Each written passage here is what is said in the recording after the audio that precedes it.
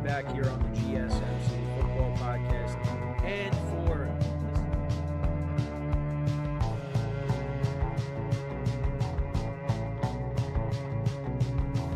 all right, and we are back here on the Keep yourself in the loop of everything football on the Golden State Media Concepts Football Podcast. The latest news on and off the field, be it college football, Big Ten, SEC, Big 12, Pac-12, ACC to the NFL. We've got you covered. Listen to the Golden State Media Concepts Football Podcast.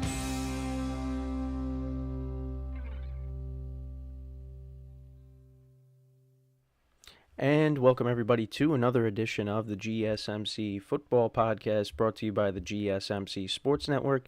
As always, I'm your host, Kenneth Grunfelder, and it's great to have you guys here on this Wednesday, February 21st. We have a lot to talk about on the show today, but before I get into that, just want to remind you guys, as always, to tip or donate and get your comments recognized, make sure to go to the following link, that is streamelements.com/GSMCSportsNetwork./tip. Again, that really helps the show, makes the show more interactive between myself, the host, and you guys, the viewers. Again, that is streamelements.com/GSMCSportsNetwork./tip. And as always, it is displayed on the ticker on the bottom of the show segment down below.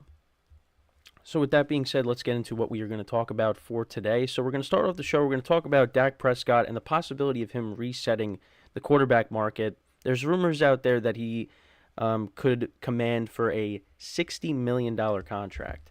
So we'll see if that happens, but we're going to talk about that in a second. Then in the second part of the show, we'll talk about the Falcons quarterback situation, how they're going to address the quarterback position this offseason, because, you know, they have a good roster, but that's one of the missing pieces for them is at quarterback. So we'll get into that. We'll talk about Saquon Barkley and the Giants. It seems like they're likely not going to use the franchise tag on him, as that the franchise tag period has now opened. So we'll talk about that, and then we'll get into players that could possibly be salary cap casualties and end up getting cut because of their cap numbers. So that's the rundown for the show today. So let's get into the first topic, which is talking about Dak Prescott and his contract situation. So, yeah, there's rumors out there that he could command a $60 million extension, which would reset the market completely. It's, you know, the Cowboys are in a tough spot right now. If they end up not, you know, meeting his demands, he can end up becoming a free agent. But, you know, this is something that's kind of been a back and forth for a while is, you know, should the Cowboys pay Dak? Should they not? And it just, you know, listen, Dak Prescott, I've said, I think is a solid quarterback. You know, he's coming off of a solid season. You know, at one point he was, you know, in the lead for MVP. But, I mean, listen, I don't think anybody is worth that kind of money. But, I mean, obviously that's kind of an old take. But, yeah, I mean, $60 million. And again, he's not the best quarterback in his sport. But, yeah, I mean, coming off of a season where he had 4,500 yards passing, 36 touchdowns, 9 interceptions, 105.9 passer rating. You know, definitely much improved from 2022. Did miss some time with injury, but, you know, last year in 2022, had 2,800 yards passing, 23 touchdowns with 15 interceptions. And then the year before that, in 2021, he had 37 touchdowns, 10 interceptions. So, yeah, I mean, comparing his stats from 2022 to 2023, definitely improved. And at one point, again, was, you know, an MVP candidate. But, yeah, I just, you know, it's, again, the Cowboys, it's something that they've gone back and forth with for a long time. And, you know, you look on the other side, though, it's like, what is the alternative if you move off of Dak Prescott? Because, again, I don't think Dak Prescott is a quarterback that's going to elevate your team. You know, but I think he could definitely, I mean, if he ended up leaving the Cowboys and going somewhere else, I think, you know, if he ends up in the right situation, he's going to be good for you. I mean, he may win you a playoff game, but that's really it. I don't really see Super Bowl, in him. But listen, the Cowboys have a lot of talent, and it's just year after year, they just they can't really seem to take that next step. Now, again, I think he's become a better quarterback. Um, since it's kind of become his team, because you go back. I mean, I have his stats right here. I mean, 2016, 23 touchdowns to 4 interceptions, 3,600 yards passing. Then 3,300 yards passing, 22 touchdowns to 13 interceptions. 2018, 22 touchdowns to 8 picks. 2019, almost 5,000 yards passing, 30 touchdowns to 11 picks. 2020, obviously, he got hurt, only had 9 touchdowns to 4 interceptions. But yeah, 37 touchdowns to 10 picks in 2021, and then 23 to 15, 36 to 9. So once this team, they kind of went away from the run and made it more of this is Dak's team, because that's really what it was the first couple of years. It was Ezekiel Elliott. He was the engine of the team. And then they kind of went away from that, and it was more of Dak's team. And Dak's putting up better numbers. But, again, it still hasn't really amounted to anything. I mean, Dak's rookie season, the Cowboys were the number 1 seed, and they lost to the Packers. They were the 2 seed this year, lost to the Packers. And they can't get past the divisional round, losing to the Rams, losing to the 49ers. It's just, they can't take that next step. And I feel like, listen, you pay Dak Prescott, you have your quarterback, but you're not going to go that far in the playoffs. And again, I also mentioned the fact that, head coaching wise, they need to upgrade there, because, Jason Garrett was there for a while with Dak, and again, didn't really go anywhere. And it's the same thing with Mike McCarthy. That's something that they need to fix, and try to bring somebody in that's a better candidate. But again, you also have to look at Jerry Jones. Jerry Jones wants his guy. And, sometimes, he goes with his heart rather than with his head. And that's what happened with Jason Garrett. Seems like that's happening with Mike McCarthy. And that's something Cowboys fans have been saying. You could even look on social media. If Jerry Jones takes a back seat and lets somebody else make the decisions, it'll be better for the Cowboys. But it's not going to happen. It's not going to happen. So, I just think it would be, it would definitely be interesting if Dak Prescott ends up being, the highest paid quarterback. Because, again, he doesn't deserve it. Because, again, a solid quarterback, he is not the best QB in his sport. He's not, and sometimes you don't have to be. Sometimes if you're the best QB, you're not going to be the highest paid. I mean, look at Tom Brady, and the pay cuts that he took, so the Patriots could keep a lot of their guys. You see Mahomes looking to restructure his contract. But sometimes you have to overpay to keep your guys. I mean, you see that everywhere. But I mean, $60 million. He's not really worth that kind of money. But they're going to end up giving it to him. And again, I mean, the Cowboys, look, next year, I still think they're going to be a good team, but I don't really see them as a team that's going to, really for me, it's going to be, you're going to have to show me that you could take that next step. Because I gave them the benefit of, hey, you're in a weak conference, you should get to the NFC Championship game. Couldn't even get out of the first round. And again, some of that falls on the quarterback. Now, again, the defense was not good. But, again, 2 interceptions. One of them was a pick six. Got to show up for the postseason. Again, we're seeing it's very, very similar career to what Tony Romo was doing. You get to the playoffs and then they don't do anything. So, I mean, I don't think he deserves this kind of money if he ends up getting a $60 million extension. from the Cowboys or whoever. But again, what's the alternative? Because you have a roster in place that is a playoff team, and you got stars on both sides of the ball. But it's they can't, like I keep saying, they can't take that next step. So I mean, we'll see what ends up happening. Again, something else to keep an eye on in the off season. If the Cowboys do indeed open their wallets and they pay him, again, coming off of a good year, but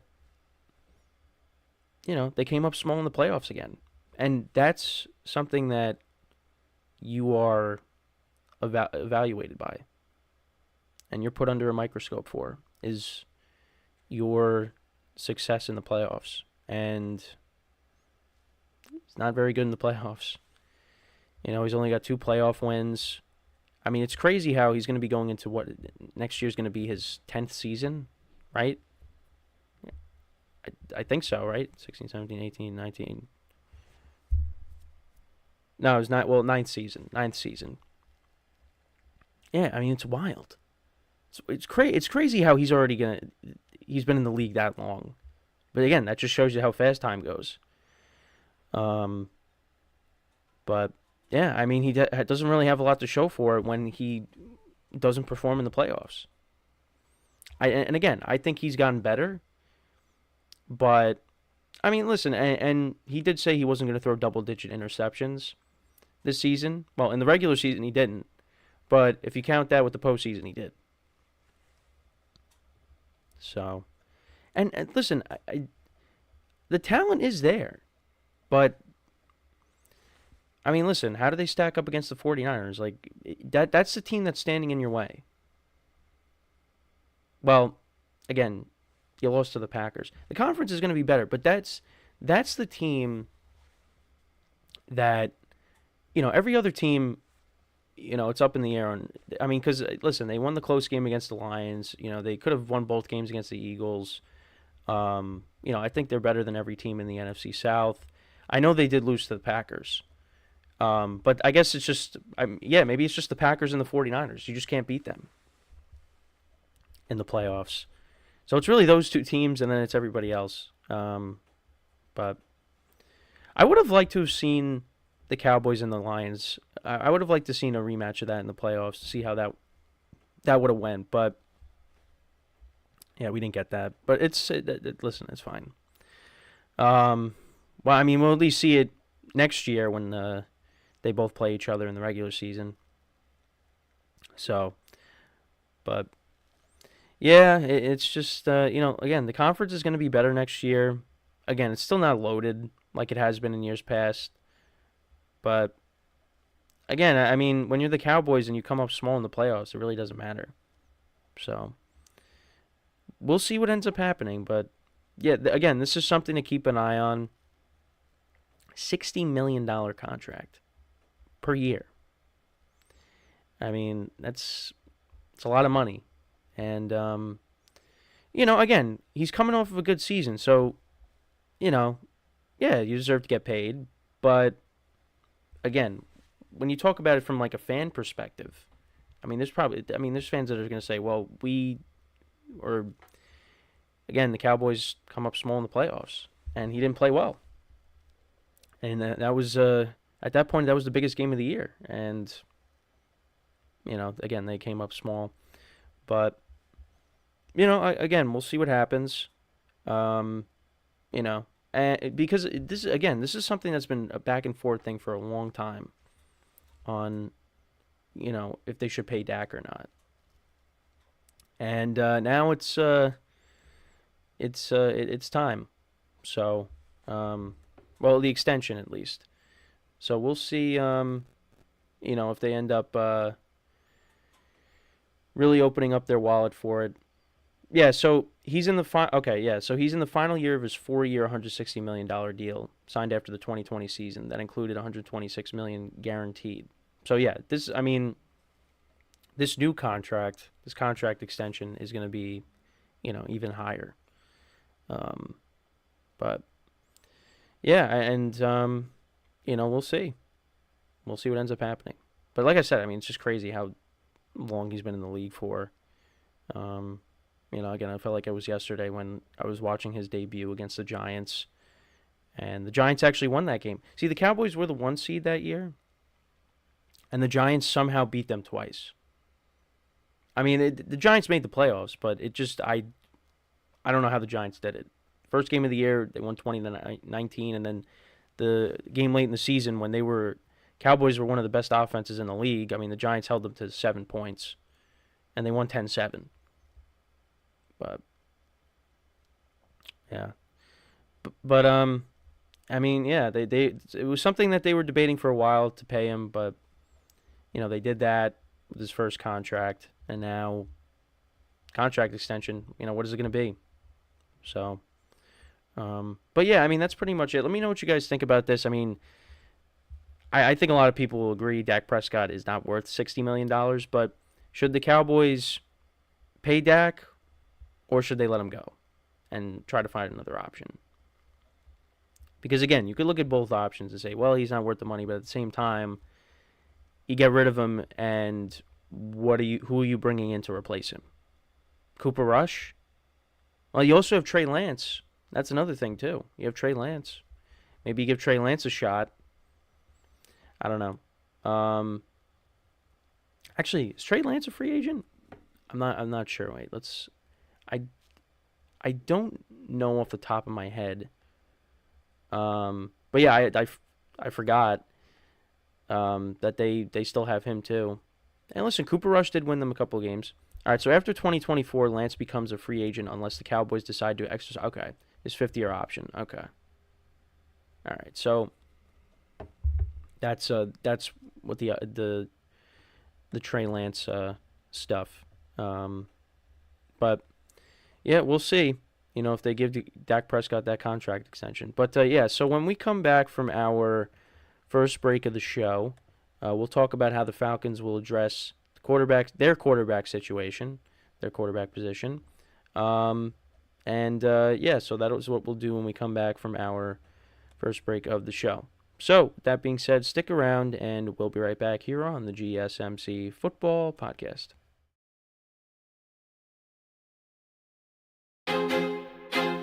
I feel like I'm losing my mind.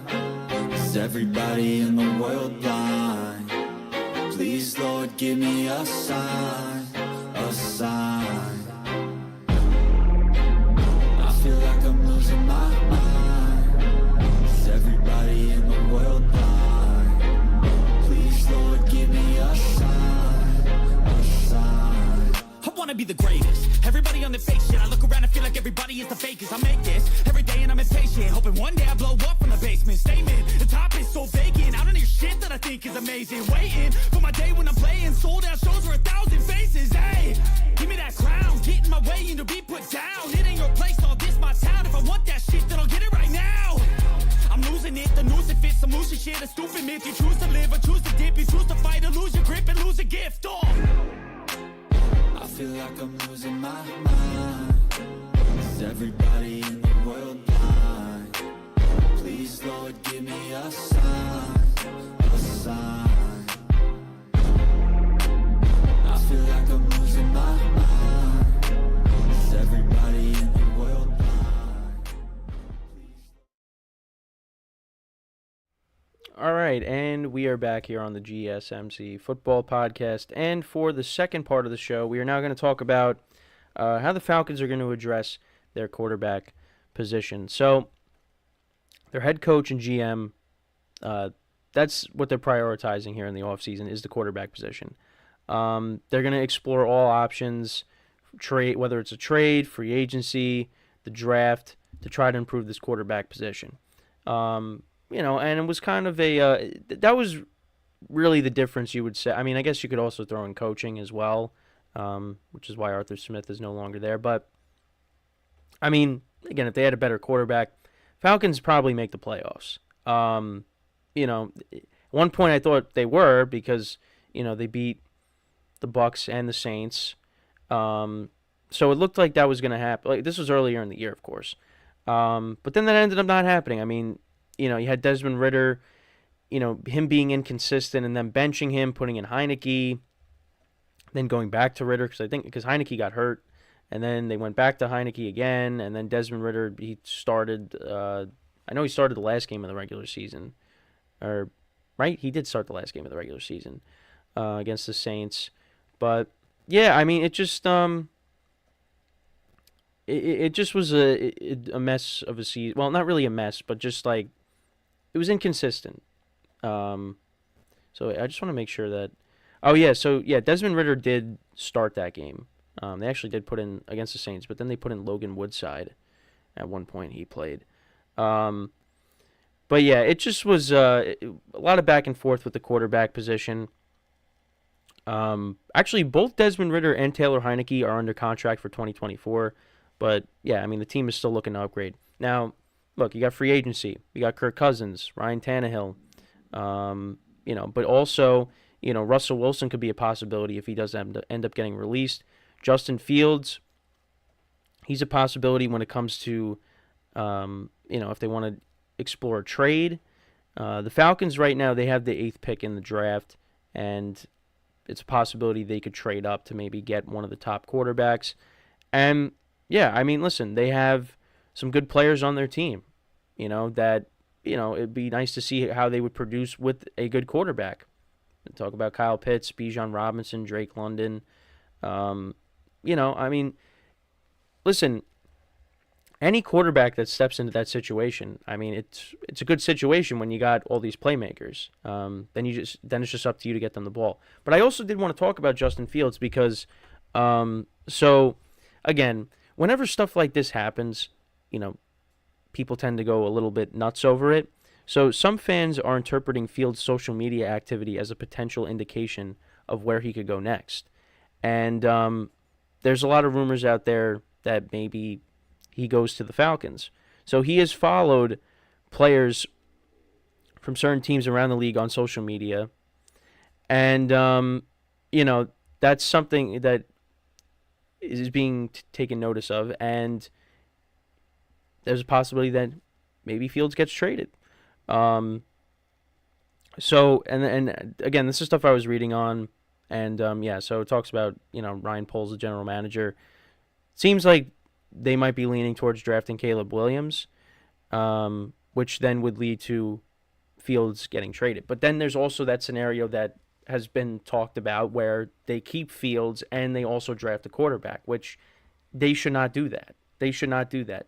Either get assets for Fields, which you're not going to get as much for the number 1 overall pick, or you get a massive haul for the number 1 overall pick, and you keep Fields and you continue to build around him. Because the Bears have a couple of first-round picks if they end up, keeping the number 1 overall pick. And you also, I think, where are they at? They're at 7? No, they're in the top 15. So actually, we'll take a look at that though.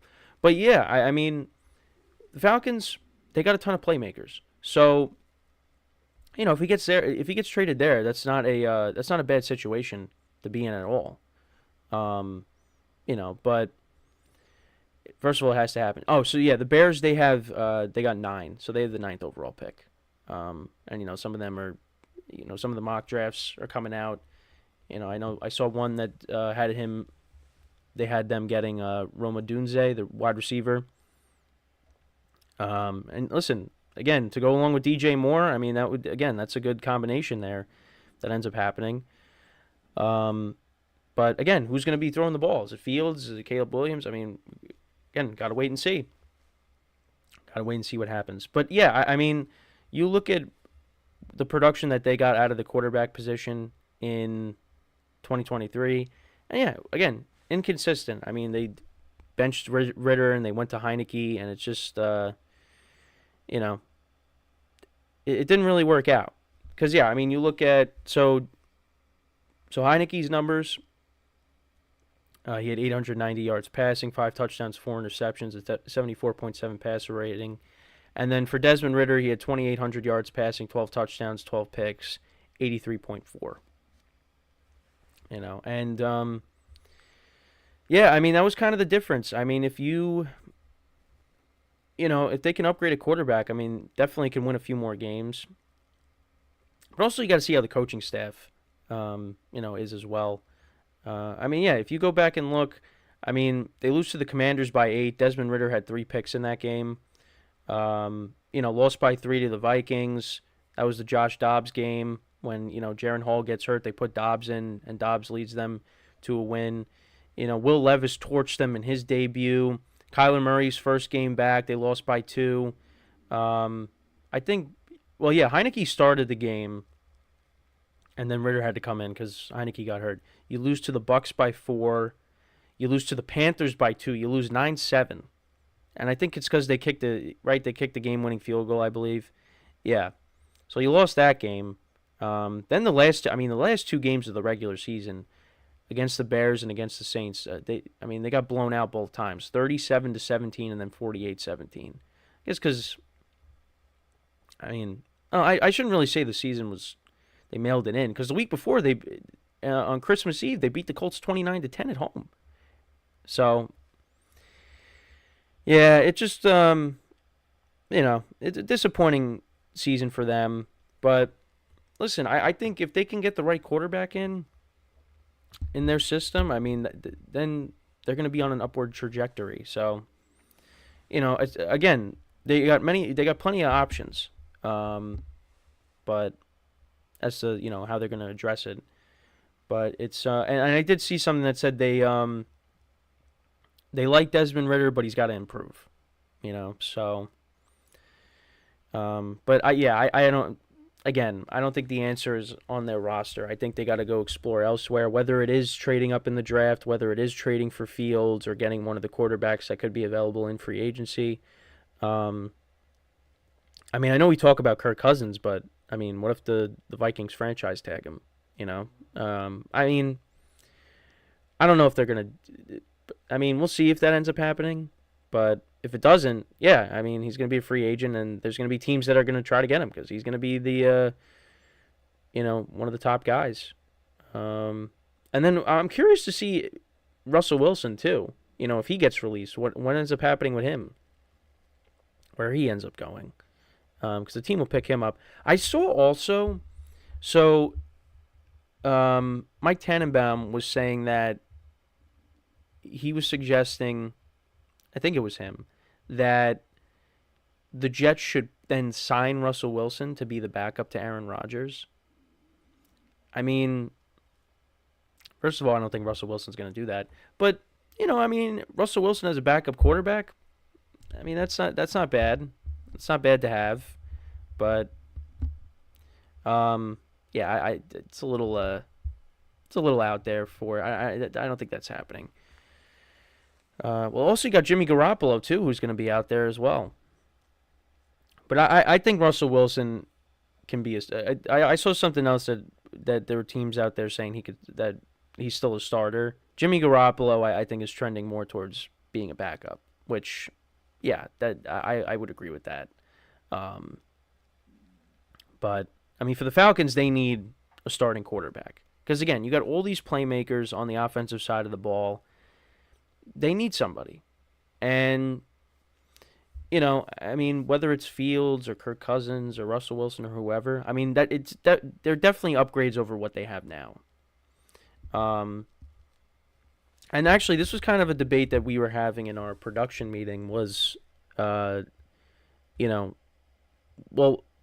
of all, we were talking about, I know one of the things that was brought up was talking about, Tua. Tua was brought up into the conversation, and if, you got to pay him $50 million. Do you do it or you let him walk? Or is he worth that kind of money? And, again, Tua is, was solid this year, but like Dak Prescott, it's not worth that kind of money, but again, it's like, what is the alternative? So, and then the other thing too is Justin Fields. What's the consensus on Fields? Now, again, I think he's a great runner, but in terms of him throwing the ball, yeah, that's something you got to improve on. And I think you saw a little bit of that when he came back from injury, but, I'm not going to throw him up there with, some of the elite passers of the game. I mean, again, what makes him special is him being able to run. But again, that's something that we talked about with Lamar Jackson and him not throwing, him not being a great passer. But he definitely improved that. And I know Lamar Jackson has not had success in the playoffs, but he's been a better quarterback, since he first came into the league. And with the Ravens surrounding him with talent, and that's what the Bears are trying to do with Justin Fields. It's just, the beginning of the year started off rough, then he gets hurt, then he comes back, and the Bears they made a little bit of a run towards the end, but it's again, we'll see. I mean, the Bears, listen, I think that they're not that far off from being maybe a playoff contender, but got to figure out the quarterback position. And I don't know about Eberflus as the coach. Again, they played better towards the end of the year, but I don't know. I have to, again, got to see how the season plays out in 2024. But again, and the big question mark is who's going to be playing quarterback.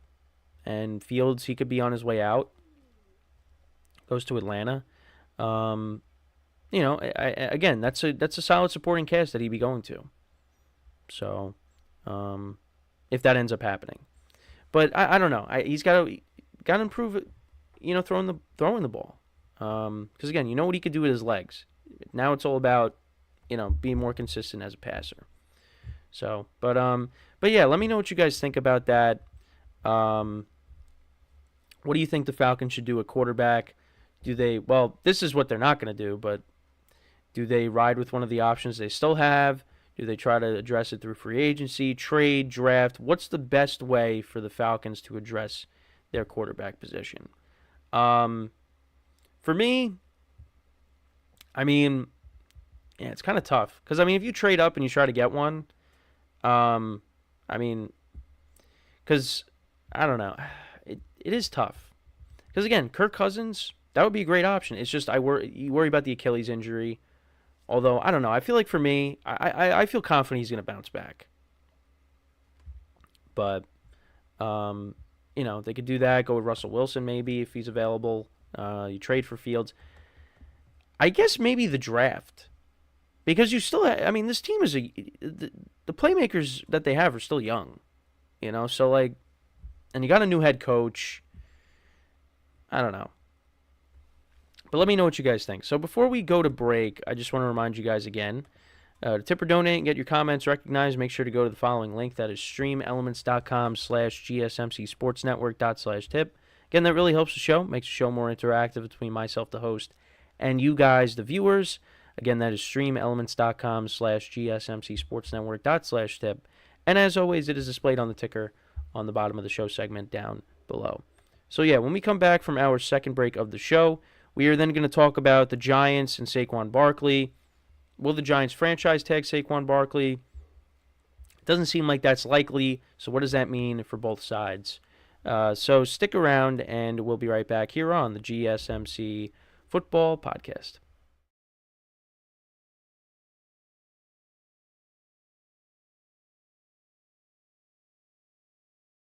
For the best and latest podcasts available anywhere, go to the podcast app on your cell phone and type in GSMC to access free content-rich podcasts on health and wellness, book reviews, sports, entertainment, relationships, social media, movies, technology, finance, and even weird news. Subscribe and download the GSMC Podcast Network's family of shows, available everywhere podcasts are found.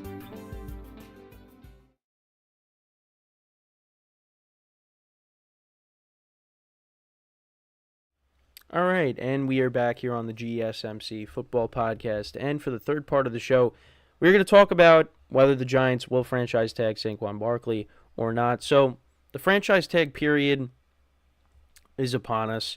And listen, this is something the Giants did last year. Now, last year, the franchise tag for running backs was $10.1 million. If Barkley is tagged again, there would be a 20% increase in salary. So it would be $12 million for the 2024 season. And listen, Barkley in 2022 was coming off of a good season, missed a few games in 2023 because of injury.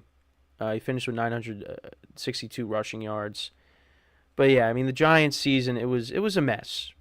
It was a mess this year, with Daniel Jones going down and getting hurt, and, you had Tyrod Taylor, Tommy DeVito playing. I mean, the offensive line was not good. It was a lost season for the Giants. And, now Saquon Barkley, he's getting older. He's going to be 27. So, yeah, and we see what the running back position has now become in the NFL. You get up there in your late 20s and you're declining already, which is it's weird because when I was younger, you're watching Frank Gore and Adrian Peterson and Marshawn Lynch, you're like, oh, these guys are never going to retire. These guys are always going to be good. But now it's just a little different. And the Giants, they did offer Barkley a contract. They tried to sign him to a 3-year deal, but that ended up not happening. And now talks seem to be talks are going to resume at the combine. So we'll see what ends up happening there. But yeah, I mean, if some of these other running backs don't get franchise tagged, you're going to see a lot of big free agent running backs on the market. Josh Jacobs, Tony Pollard, they were guys that got franchise tagged as well last year, along with Barkley. So those guys are going to be free agents. Derrick Henry. We'll see what happens with Austin Eckler. You also have DeAndre Swift as well.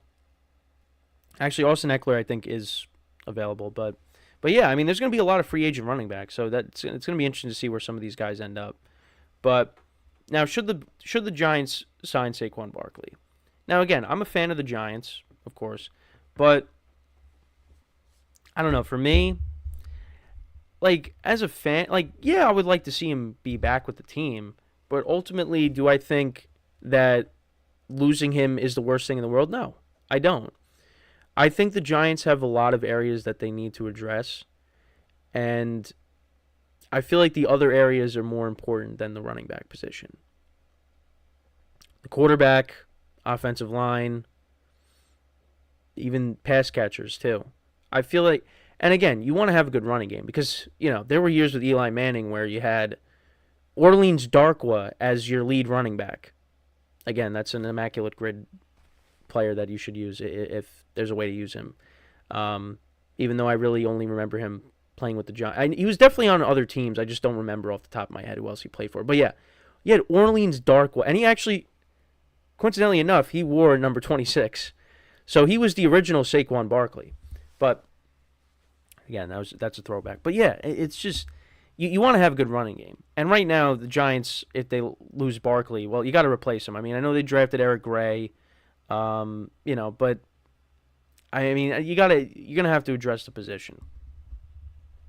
But yeah, I mean, I think from a financial standpoint, I think, listen, if it gets to a certain point within these negotiations where the numbers are not matching up on both sides, then the Giants should be like, all right, we're good.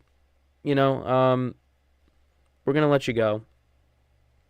And listen, I think Barkley, he might be, I mean, he's definitely, if you talk about the running backs that are going to be available, he's going to be at the top. He's either going to be one or two, I feel like. Because I think him, Jacobs, well, even Pollard too. I mean, listen, Derrick Henry, we talk about the age, Derrick Henry's 30. Now, I think Derrick Henry would work well in the right system if you have another running back that could complement him. But I think just in terms of his age, I would probably rank him a little bit lower. Then you got Austin Eckler, which, again, he's more of a pass-catching running back. And I think he could still help a team out. But I think you look at Jacobs and Barkley, those are probably the top two, in my opinion. You also got DeAndre Swift, like I said. But yeah, I think Barkley still has a couple of good years left. But again, I mean, you've got to put in the right situation. And there are teams out there that, need running backs. I mean, you look at the Ravens. I mean, their running backs are free agents. J.K. Dobbins and Gus Edwards. Which to be honest, I didn't realize that until I saw, that they're going to be free agents. So they could be looking to maybe get Barkley. The Houston, I would love to see him go to the Texans. I mean, obviously, yeah, I would like to see him stick with the Giants, but the Texans, I think, would be a great spot in that offense with C.J. Stroud and how he performed this year and the young weapons that he has throwing the. I mean, what was the weakness of the team on offense? It was the running game. Evan Singletary did a nice job, but this is Saquon Barkley now that you're bringing in. If that ended up happening, yeah, I mean, I would like to see Barkley go somewhere where he could flourish. But also the other thing too is listening to the radio, here, and yeah, I mean the Giants, they didn't trade Barkley during the season, and they weren't going anywhere, and that probably would have been the time to move off of him. Now, if you end up losing him in free agency, you're not going to get anything really for him. So it's like, then why did you not trade him? I mean, I guess maybe because they thought they could bring him back, but Saquon wants to get paid. And then there is that whole debate on now. It's like, well, should they have paid Barkley first and then Daniel Jones? And it's just, again, you look at it and you say, well, the quarterback position is more important. But with this specific situation, I don't have the numbers in front of me, but Daniel Jones was a different player when he does not have Saquon Barkley on the field. And when Saquon's playing, Daniel Jones plays good. When he's not playing, doesn't really play that good. It's you've seen that, and yeah, Saquon Barkley is, I think, more of the engine for the Giants as opposed to Daniel Jones. And listen, the Giants have won games without Saquon when Daniel Jones does play. But I mean, you go back to 2020. I mean, Saquon, he tore his ACL in week 2. And the Giants, listen, they had a losing record, but they had a shot to win the NFC East. But and the other thing too, and yeah, that's the other thing, injuries. Injuries has been a problem for Barkley. He's, other than his rookie season, and I think, last year, actually, no, he didn't miss any games in 2022. Except, I guess, the last game of the regular season against the Eagles. Could be wrong on that. But, yeah, he pretty much played in every game in 2022. 2023 missed a couple games. Injuries is a problem. And as you get older, yeah, it's going to be even more of a problem. I mean, you just wish that the Giants had a better team around him. And the problem is they just have a lot of areas that they need to fix.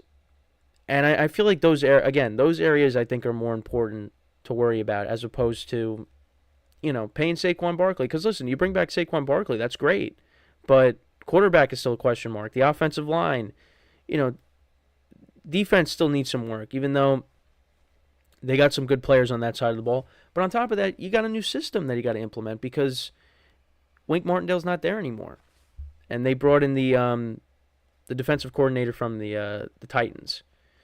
So, yeah, it's a new, it's just almost every year with the Giants, there's always something changing where they can't establish consistency.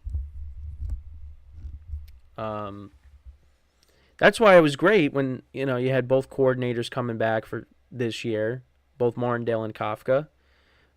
But then, of course, Dable and Martindale had the falling out with Dable firing his assistants, and then Martindale leaves. Now he's going to be the defensive coordinator of Michigan. He's not even in the NFL anymore. I mean, he'll probably find his way back, but I mean, again, I don't think going to Michigan is that bad of a gig. I mean, they just won the national championship. I mean, things are going to be different next year with Harbaugh being gone, and but again, that's not a bad place to go to, when it comes to going to coach in college. But yeah, it's just with the Giants, it's just there's always something.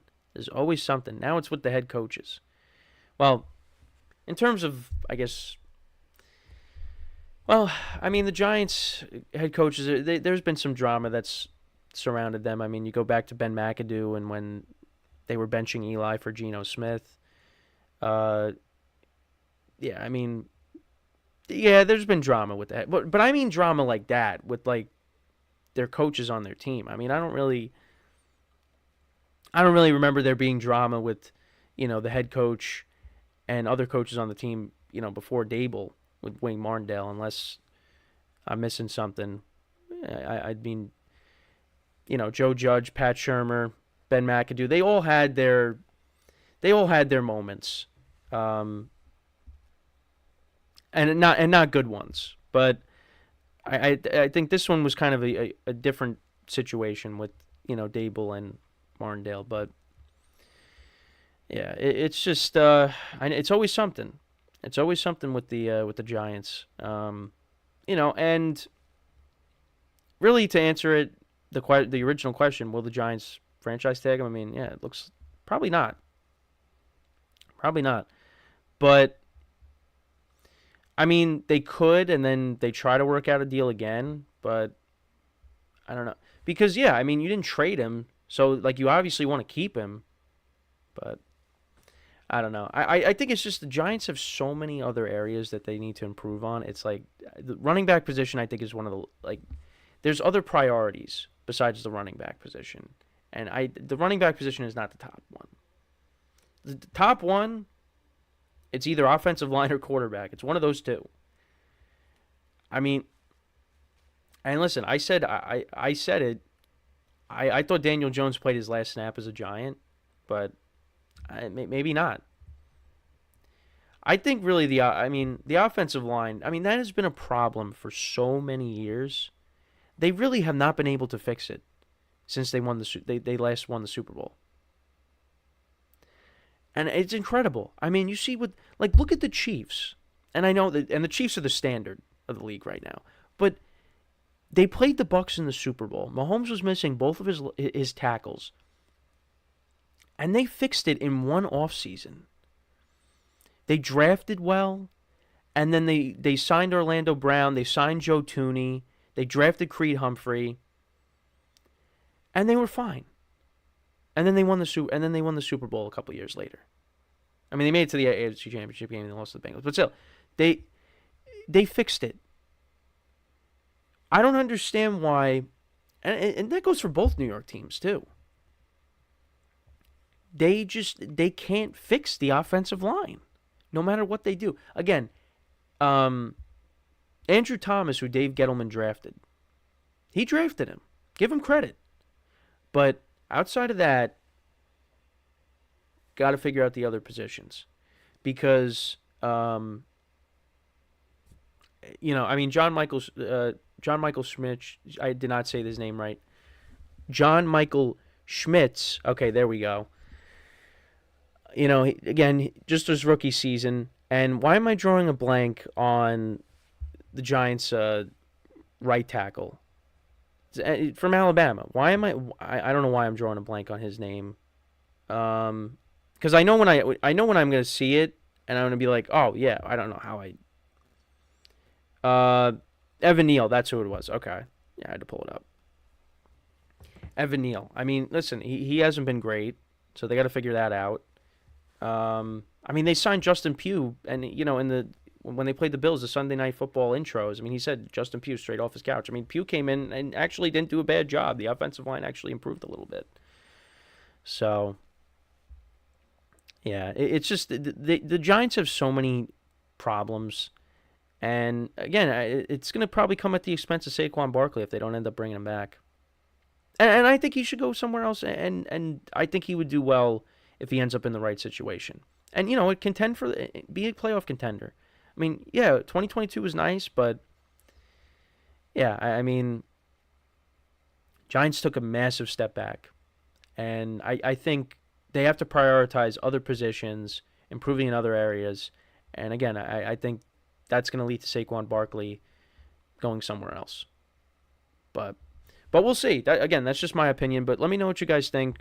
Should the Giants franchise tag Barkley and try to work something out, or should they let him walk and I guess find somebody else to fill in at the running back spot? But I just think the Giants have so many other areas that they need to improve on that it's just I think that's Saquon Barkley is going to be left out of that because they just need to improve in other areas. So So yeah, when we come back now from our final break of the show, we'll talk about some candidates that could possibly be salary cap casualties, who could end up being released. So yeah, that is what we will do when we come back from our final break of the show. So stick around and we'll be right back here on the GSMC Football Podcast.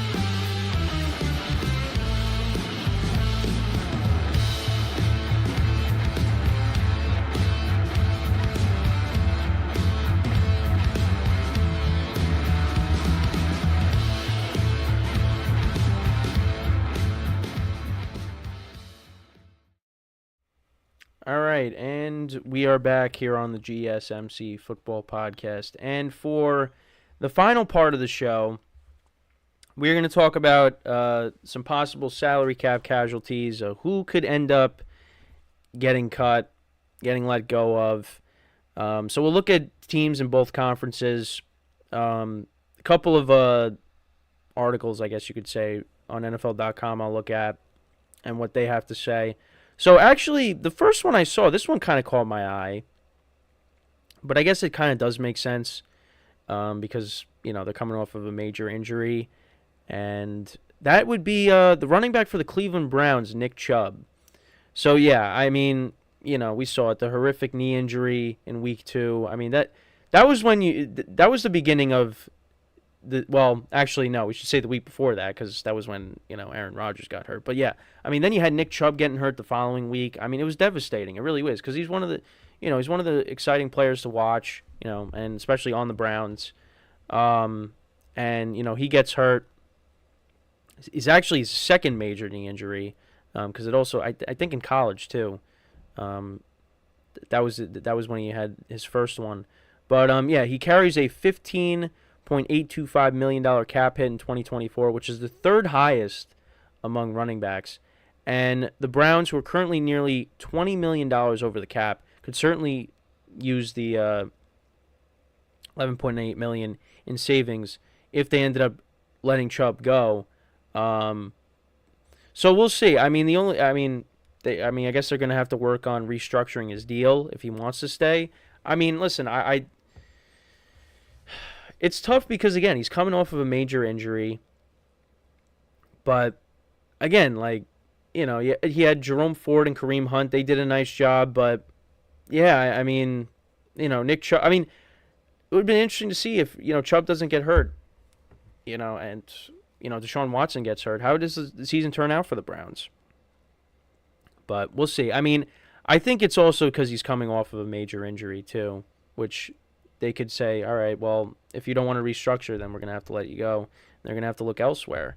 And then you got Nick Chubb on the free agent market.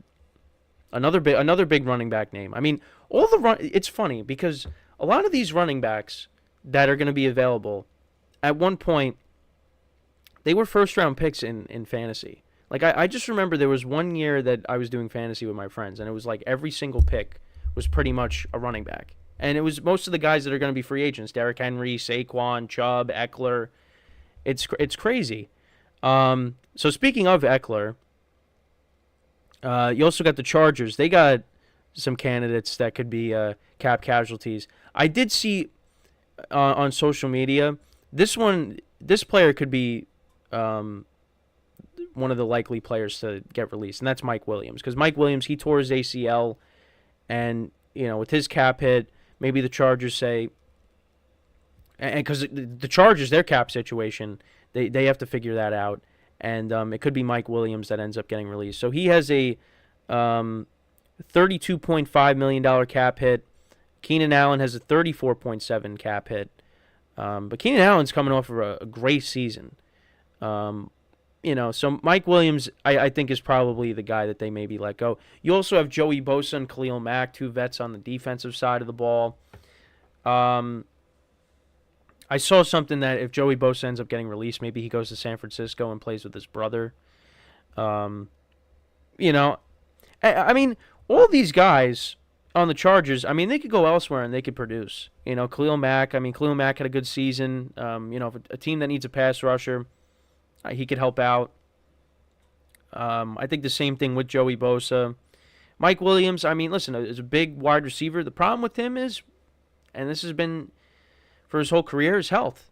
He just can't stay on the field. But I think a team would pick him up if he ended up getting released. So we'll see what happens. So then you also got C.J. Mosley of the Jets, one of the veterans on that defense. Led the team in tackles in three straight seasons, and trailing only Bobby Wagner, Roquan Smith, and Forside Oluwakan in that statistic since 2021. Again, Jets aren't in great salary cap shape. If they ended up releasing C.J. Mosley, that would free up $11 million, or $17 million if they designate him as a post-June 1st cut. So we'll see what ends up happening.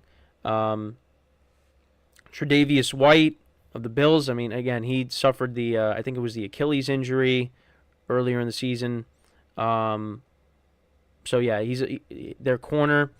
The Bills are actually more than $50 million over the cap, and they would save $6 million against the cap by cutting White pre-June 1st, or $10.2 million post-June 1st.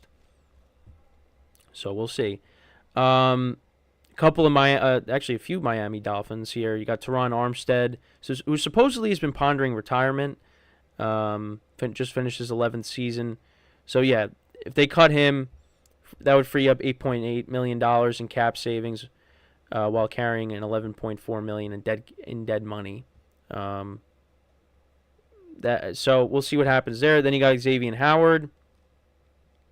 And this one, cutting Howard post-June 1st would save the Finns $18.5 million in 2024. Then you got Emmanuel Agba. That would free up $17.7 million. For the Broncos now, so they're $24 million over the cap. So you have Cortland Sutton and Tim Patrick that they have listed there. They also have DJ Jones on the defensive line. So, I mean, listen, Cortland Sutton had a good year. And again, the Broncos, I mean, Tim Patrick, I think I could see that happening just because he's been injured the last couple of seasons. He's had bad luck with injuries the last couple of years. So I could see that happening. Actually, is that true? So Patrick, who seems like the team's wide receiver 3 at best, and carries a $15.6 million cap hit of his own. Yeah, so I think it probably ends up being him that gets cut. You got J.C. Jackson of the Patriots. He carries a $14.375 million cap hit. But this is a team that has a lot of cap space, the Patriots, but they could maybe cut him. You got Valdez Scantling of the Chiefs possibly. But we'll see. Tyus Bowser of the Ravens. Hunter Renfrow of the Raiders. I would like to see Renfrow go somewhere else because he had that great 2021 season, and you get Devontae Adams, Jacoby Myers you bring in, and they just don't use him. I'd like to see him go somewhere else and produce, because I feel like he still can, but we'll see. You got CJ Uzama as well. He's got an $11.2 million cap hit. Yeah, I could see that. Because you could, Tyler Conklin, he was the tight end one for them. The Bills, Naeem Hines and Deontay Hardy could be cap hits. Justin Reed for the Chiefs, their safety. Cutting him would free up a healthy $10.8 million in cap space. For the Titans, they have Andre Dilliard. Justin Simmons, actually, they have him listed for the Broncos as well. Patrick Peterson, Allen Robinson for the Steelers, and then you also have Eric Kendricks for the Chargers as well. So that's in the AFC. So then we'll take a look at the NFC as well before we wrap up here. Again, the show went really fast, but we're gonna run a little bit over 11:30 here, but that's all right. So the Packers. David Bakhtiari, that's very likely. Bakhtiari, another guy that's dealt with a lot of injuries over the years. Possible, listen, he ends up getting cut. Maybe the Jets scoop him up for Aaron Rodgers. But yeah, I mean, he was one of the best left tackles in the league for a long time. But again, it's just, unfortunately, injuries. That's really what's hurt him. Harrison Smith of the Vikings, that's interesting. So his cap hit is $19.2 million, which is fifth highest among all safeties. Releasing him would save $11.4 million against the cap, and $8 in 2024, and then $18.1 million in 2025. So we'll see what happens there. You got Shaq Barrett, another member of the Super Bowl team for the Bucs. He brings so he carries a $14.2 million cap hit in 2024, and then before the first of 4 void years in his contract, brings a $29.4 million cap hit in 2025. So, again, if they ended up losing him, if they ended up releasing him, I mean, that's another guy from the Super Bowl years that they let go. A couple of running backs, Alvin Kamara and Aaron Jones.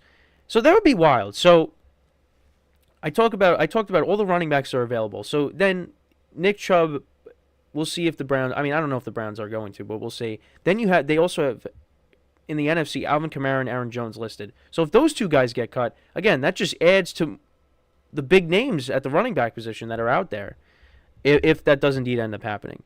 But yeah, I mean, the Saints, their cap situation is the worst. They are a league high $84 million over the cap. And yeah, listen, Alvin Kamara, he's starting to decline a little bit. So maybe they move off of him. I know they drafted Kendry Miller last year, so I mean, we'll see if they end up doing that. Aaron Jones, we'll see. A.J. Dillon is set to hit free agency, so the running back situation at with the Packers could be something to keep an eye on. He's got a $17 million cap hit, Aaron Jones, and he sits just behind Alvin Kamara for the highest among running backs. And, yeah, listen, I mean, he missed some time with injury, but, listen, he played well in the postseason. But, we'll see. Demario Davis, one of the vets on the Saints defense, he carries an $18.2 million cap hit. So we'll see. Kevin Byard came over from the Titans with the Eagles. So releasing him and his $14.4 million cap hit, that would be something that's a possibility. That would open up $13.3 million in cap space. Actually, also have Kenny Clark listed here. That's interesting. Actually, it says $27.5 million of cap space entering the last year of his deal. So yeah, I mean, he's making a ton of money. Cutting him post June 1st, that would open up $17 million of cap space. For the Cowboys, a couple of their receivers, Michael Gallup and Brandon Cooks.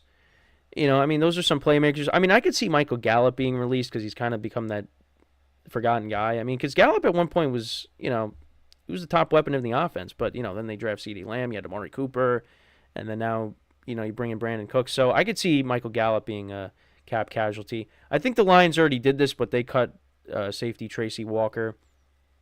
Jonnu Smith, he's also listed for the Falcons. A couple of offensive linemen for the Rams, Brian Allen and Joe Noteboom. So we'll see. Taysom Hill for the Saints. So I mean, we'll see what happens there. Mark Lewinsky of the Giants. Russell Gage of the Bucks. I could see that. Because he didn't even play in 2023, so I could definitely see that. And then also you have Quandre Diggs of the Seahawks as well. But yeah, so yeah, those are all the candidates. Some big names. that could possibly be let go. So we'll just have to wait and see. But, yeah, that's pretty much it with the show for today. Thank you guys for tuning in. We'll be back again tomorrow at 10:30 a.m. Eastern Time, same time. And until then, I'm Kenneth Grunfelder signing off from the GSMC Football Podcast brought to you by the GSMC Sports Network. Have a good day, and I will see you guys next time. Take care.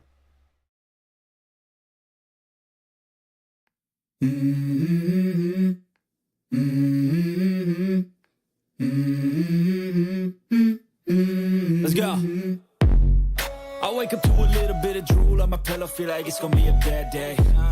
Yeah, I'm tired of shit, and the coffee ain't hit yet, damn, ain't that great.